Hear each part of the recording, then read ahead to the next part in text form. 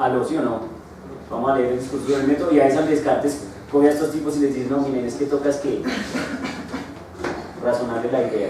Obviamente, cuando uno lea Descartes, no sé cuántos de ustedes ya realmente lo leyeron en el colegio en algún momento, no sé, pero cuando uno lea Descartes, uno también se va metiendo en el video de Descartes, es decir, uno dice, me vende el producto, o sea, esto no es una cosa tan exótica, tiene, de alguna forma, suena curioso, tiene razón de alguna forma. ¿Estamos o no? O sea, que no crean que esto suena chévere, ¿están de acuerdo o no? ¿Suena chévere? Uno dice, sí, claro, y hemos hablado de Newton, y Newton hizo ciencia, hizo experimentos, bla, bla, bla, entonces uno dice, esto lleva conocimiento. Ahora entonces el otro dice, no, mire, lo que pasa es que toca es razonar, y entonces parece ser que cuando nos vende el libro y lo leemos también, uno dice, uy, sí, también. ¿Me hago entender o no? O sea que es bien interesante porque uno no termina parado ninguna de las dos corrientes al final. Listo, entonces eso está chévere. Recuerden, todo tiene certeza sí, solo si usamos los sentidos, según este señor. Listo, ¿quién digo yo? Aquí mi amiga, digamos a mi amiga que nos visitó hoy, a ver. Con la actividad se puede afirmar que para mí las únicas bases de fundamentos para estos principios deben ser la observación y la experiencia. Ya vemos. Sigue. Bueno, retomando. Aquí se puede rastrear con influencia grande de Newton. Para Newton las explicaciones de los fenómenos basados en hipótesis mecanistas son simplemente conjeturas, no garantizan certeza alguna. Como si varias las explicaciones basadas en las leyes matemáticas, sistema teórico, que provienen de la observación y la experiencia. Pero tampoco hay que olvidar que Newton, inmerso en una época donde las explicaciones de los fenómenos estaban basadas en hipótesis de tipo mecanista, no dejó de formular ese tipo de explicaciones, aunque vale la pena decir que las presentaba como simples conjeturas. Un ejemplo de ello fue tratar de explicar la fuerza de la gravedad por medio de una sustancia sutil llamada éter. Newton en sus escritos sobre el método de análisis y síntesis sustenta que las hipótesis no deben ser tenidas en cuenta en la filosofía experimental ciencia porque están despojadas de certeza. Ok, eso sí está claro que ya lo hemos dicho. Sí, o sea, eso sí ya está claro que es otra vez, sí, ya Newton dijo, sigamos por favor. Ya mi amiga, buenos días, ¿Ah? ¿Cómo así? ¿Que no la dejen morir? No, me presentó las copias, es que yo... ¿Quién tiene copias? El profe. Es que esas como... no, esas están con el chico. Acá.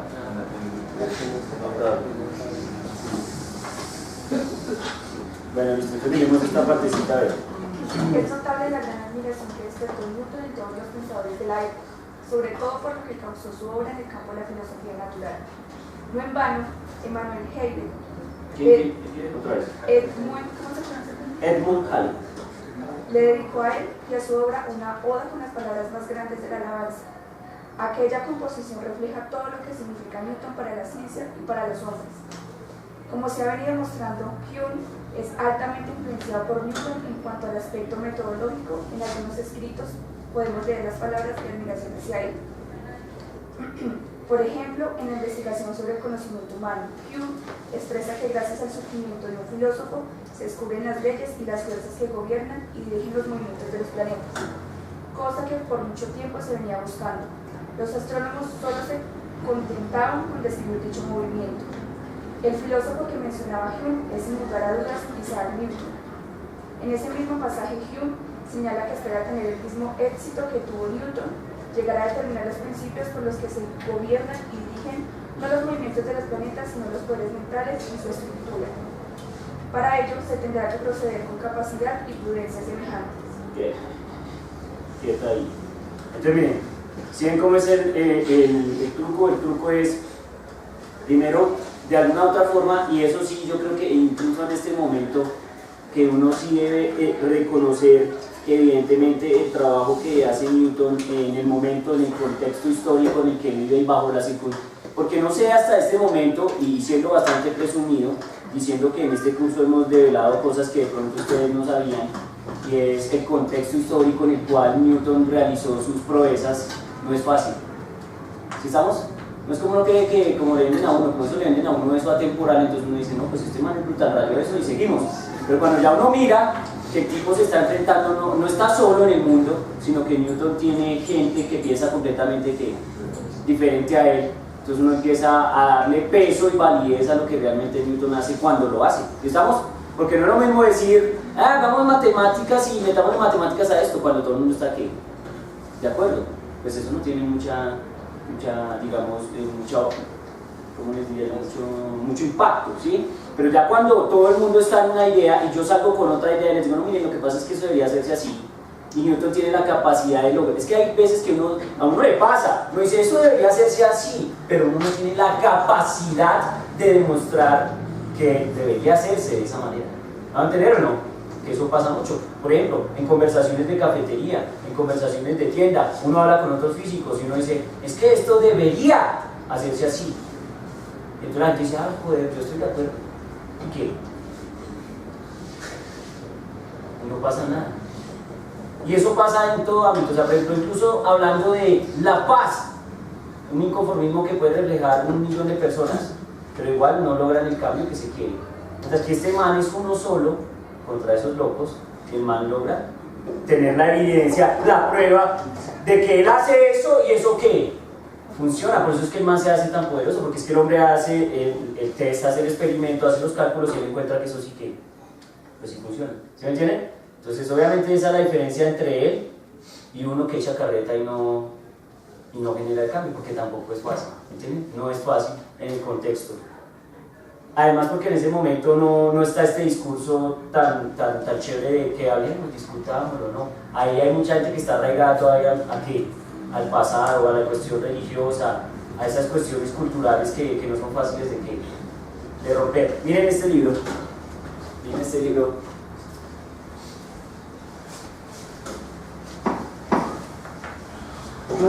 Me compré un libro y me dijeron, cojas un libro, me cogí este libro. Y de esto que a estos manes sí les gusta, miren, no, muy bacano, ¿para qué? ¿Cómo? ¿Qué? De historia universal, estos manes ya saben que se suicidan con esto. Entonces miren los preliminares de este libro, porque miren tan chévere, porque les digo, este es un libro de los años 50, ¿y Newton es de qué? ¿Del año 1000 qué?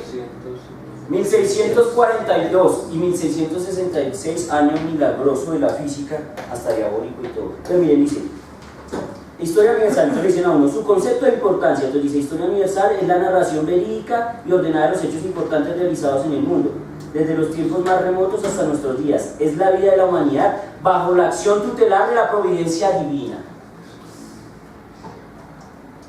Yo lo estoy leyendo y es muy interesante porque, miren, por ejemplo, uno mira este libro, es un libro español de los años 50.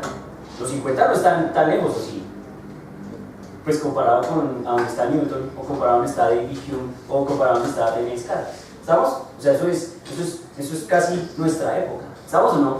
Y bajo ese efecto, uno todavía no se ha liberado, por ejemplo, de esas concepciones. Yo no estoy diciendo que estén equivocadas, no solo estoy diciendo que todavía se siente ese efecto. Y cuando uno va leyendo el libro, por ejemplo, el tipo se hace un cuadrito acá, un cuadrito que es la línea de tiempo, y entonces el tipo en la línea de tiempo muestra que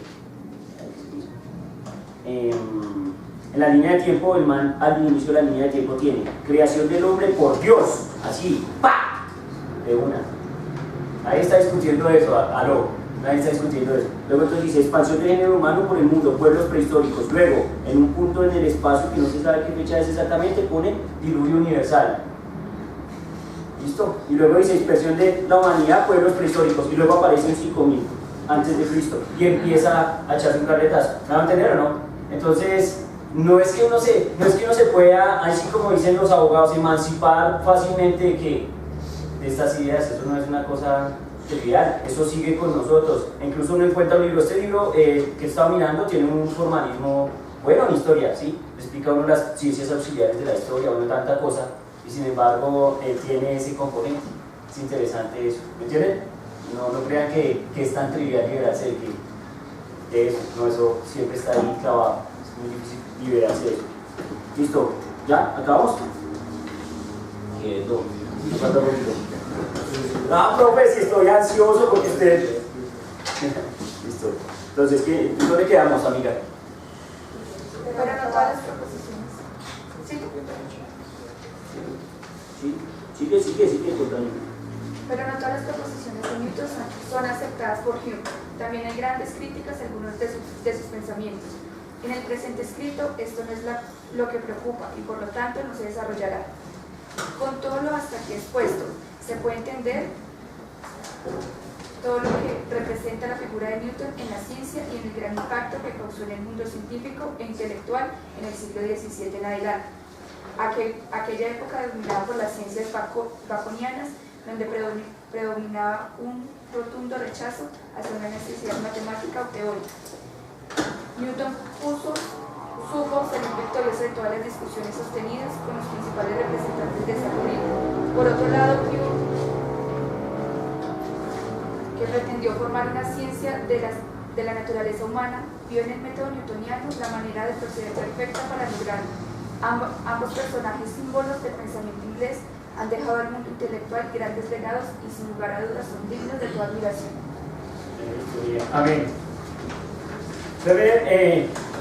Respecto al artículo puedo decir que me parece chévere todo lo que hace con respecto a Newton. Me deja bastante decepcionado el artículo respecto a la parte de Hume, porque particularmente creo que le falta fuerza para decirnos cómo David Hume puntualmente usó directamente las técnicas de Newton, ¿cierto? El análisis, la síntesis, si es que realmente si el man cogió a unos, así como ¿cómo se llaman los perritos de Paulo? Sí, cogió y eso y empezó ahí a hacer experimentos y midió qué hizo para decidir que digamos el enfoque de su epistemología era tal. ¿Van a entender? Creo que ahí nos quedamos. Sin embargo, miren que el hombre sí dice algo y es cierto, al final es que Newton salió invicto es porque el hombre peleó contra todos y los capoteó a todos y a todos los sacó invictos. Y es que es lo difícil, que uno pelee contra todos y a todos los que los pueda convencer y salga invicto de esas peleas. Recuerden que no está peleando con cualquiera, no es que está parado peleando ahí con un tipo que no sabe nada, está peleando con gente que también hace ciencia, porque recuerden que ayer les dije que Robert Hooke hizo ¿qué? Ciencia, y que Robert Boyle también hizo ¿qué? Ciencia, y que todos los que usted lea por ahí, si están peleando por ejemplo con las ideas de René Kant hizo ciencia, o sea que no es gente cualquiera, no es gente que tiene un concepto, que tiene un conocimiento de la ciencia y que sabe de qué está hablando.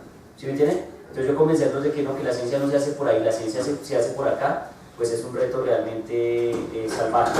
¿Listo? Ahora, quiero comentarios, los escucho.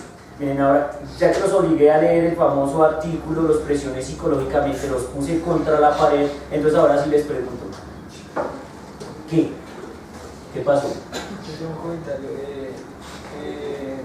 Este hombre, Ramanujan, el matemático, es un claro ejemplo de la evidencia de una fuerza como mística de lo que es hoy día las matemáticas.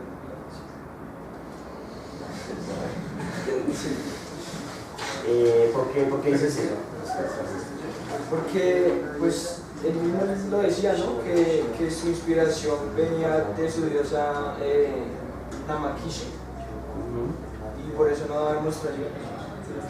Ah, que ya entiendo. Pero es más una cosmovisión de Ramanujan que de pronto que realmente sea una inspiración divina. Entonces, ¿sí me va a entender? Eso nos lleva a los videos de Discovery Channel, donde hablan de los autistas y ese tipo de personas que ven cosas que los otros no ven. Por ejemplo, ¿a ustedes no les parece? Ustedes son matemáticos y les pregunto a ustedes, bueno, ¿cuál de ustedes es un genio para ver las operaciones en colores? Porque los manes dicen, las operaciones son... cuando le dicen un primo, el man le aparece amarillo. Y cuando le dicen un entero, digamos par, entonces le aparece rojo. ¿Y no han visto eso? Así son de brillantes. Por ejemplo, yo leí hace poco que, por ejemplo, Franz Liszt estaba haciendo una obra, estaba haciendo una composición musical y el man les decía a los músicos cuando estaba dirigiendo, les decía, lo quiero en más amarillo, lo quiero más en verde. No, man, joder, ese man está hablando. No, lo que pasa es que él ve las tonalidades, él ve la música de una manera que la gente no la ve. Entonces, eso es una cosa que es más bien, pienso yo, una cosa muy de la psicología. ¿Sí entienden? Los grandes genios, como Gauss y ellos no ven la matemática como usted la ve. De hecho, la ventaja de ellos es que ellos no necesitan ir a una universidad que alguien les diga qué hacer, porque en promedio casi todos lo saben hacer, ¿me entienden o no? Que es el caso, por ejemplo, de Ramanujan. No, el man está en su casa sentado, tomando el sol, y el hombre ve cosas que nadie ve. La raya y le sale que bien. ¿Sí estamos? Pero digamos, eso es como virtud de los grandes genios, es una cosa muy de los grandes genios. Que de pronto le atribuye esos poderes a sus dioses, pues ya es como una cuestión más como del contexto, ¿no? Más como porque pues él viene de una cultura donde la religión es muy importante, es casi lo que fundamenta sus vidas, pues entonces él en virtud de eso dice que su conocimiento viene de su mente superior. Pues yo no estoy diciendo que no lo sea, podría ser, y que todos estos tipos estén inspirados de alguna forma, tengan una iluminación que nosotros que no hemos tocado no la tenemos. Entonces nosotros ¿qué hacemos? Hablar de ellos. ¿Estamos o no? Entonces nosotros ¿qué hacemos? Hablamos de ellos nomás y ya, porque pues ya llegará el momento, Dios mediante alguno de ustedes llegue al nivel de ellos y diga, mire, ¿qué pasa aquello? ¿Estamos o no? Esa es la idea, ¿no? Ese es el truco. Bien, muy bien, pero está chévere tu intervención, bien. ¿Quién más?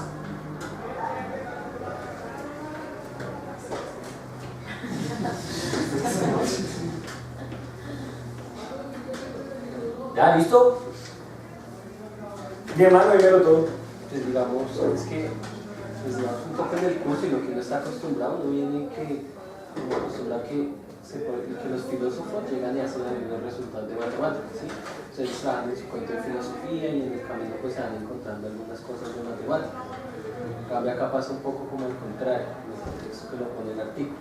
El man no le interesa en sí la filosofía, lo que le interesa es como tal pues sus estudios sobre el movimiento y sobre lo que le preocupa en ese momento. Y ya después pues esos pues como la metodología, no tanto la física sino la metodología como tal, la que repercute allá en la filosofía.